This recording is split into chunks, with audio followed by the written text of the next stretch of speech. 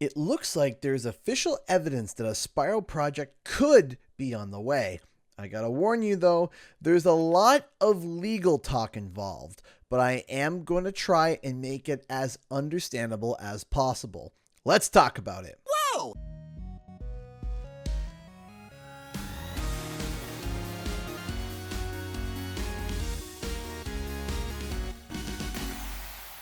What's up guys, Canadian Guy here, and back with some actual evidence that comes directly from Activision themselves.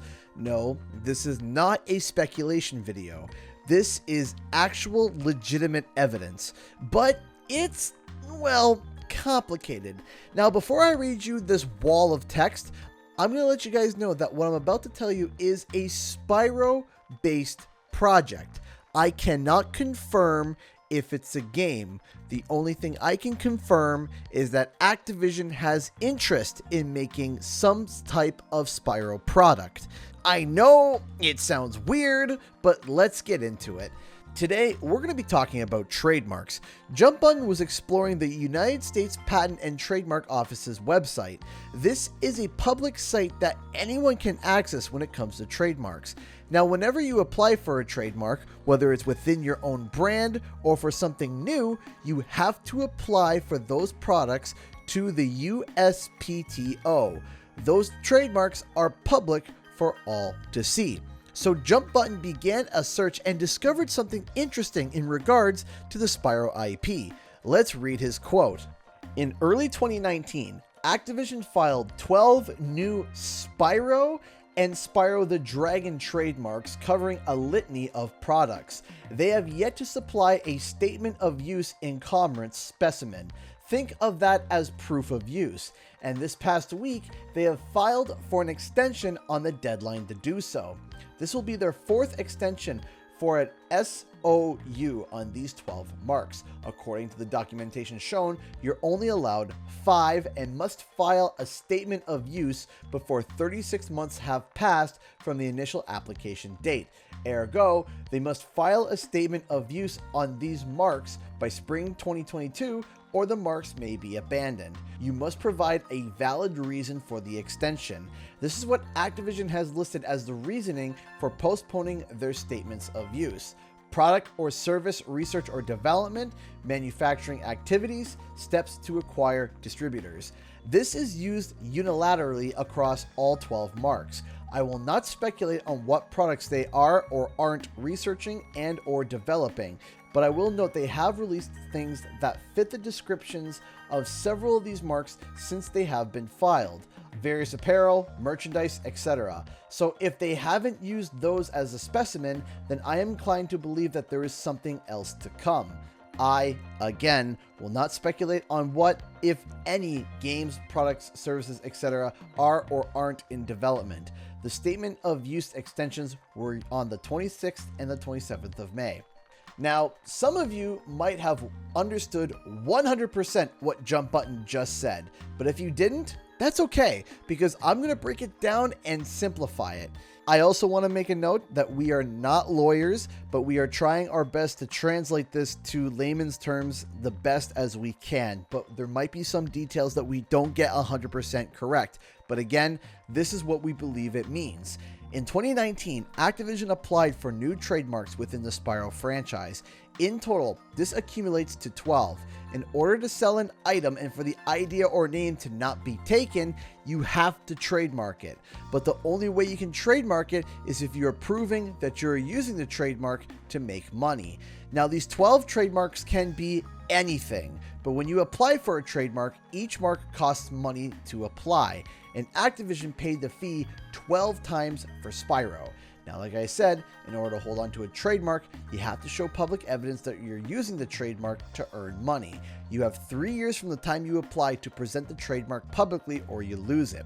This is meant to prevent people from trademarking amazing ideas and hoarding them to themselves and not allowing others to ever create these amazing products.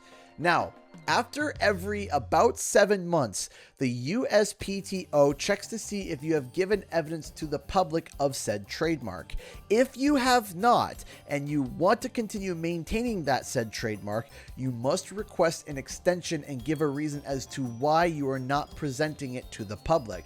You have up to 5 extensions, which equates to about 3 years. Once your time is up and you have nothing to show for it, the trademark is abandoned and considered dead. Trademarks being dropped is not an uncommon thing. Activision might apply for 12 trademarks and only use 4. They might use 0. It's a common practice. In fact, last year, before the release of Crash Bandicoot 4, It's About Time, there were a few Crash Bandicoot trademarks that had died, and it did not slow the roll of Crash 4 at all. But what makes this interesting is 2 things. 1, this is their 4th extension on the 12 trademarks. They didn't let the trademarks die. Activision would not pay money to continue to hold on to trademarks that are dead unless there was some form of interest in it. And 2, the reasoning that they gave is very specific and interesting. Product or service research or development, manufacturing activities, steps to acquire distributors. The key sentence here is product or service research or development. Now, this reasoning has been given across the board on all 12 new Spyro and Spyro the Dragon trademarks, which essentially means that the reason why the trademark was not revealed to the public yet is because they are in the middle of development and they still need time. Now, again, this is their 4th extension, and they only can extend it 5 times, which means that Activision has to announce whatever these 12 Spyro trademarks are by spring 2022, or else they lose them all. So, it is possible, if one of these 12 trademarks is a new Spyro game, and it's not canceled, that we are going to see a new Spyro game announced anytime from now till spring 2022. Another thing I would like to note is that these trademark extensions happened very recently, as in May 27th and 26th, 2021.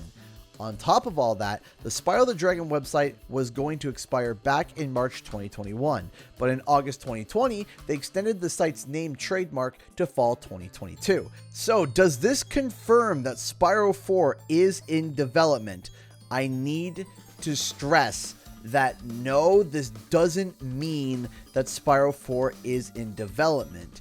These trademarks cover a vast array of products, so things being researched or developed could be anything up and down the ladder, from merch, games, or whatever else. And there's no way to predict what it is that they are or aren't working on. Could it be Spyro 4? Absolutely. The only thing that these 12 trademarks confirm is that Activision is very interested in Spyro the Dragon.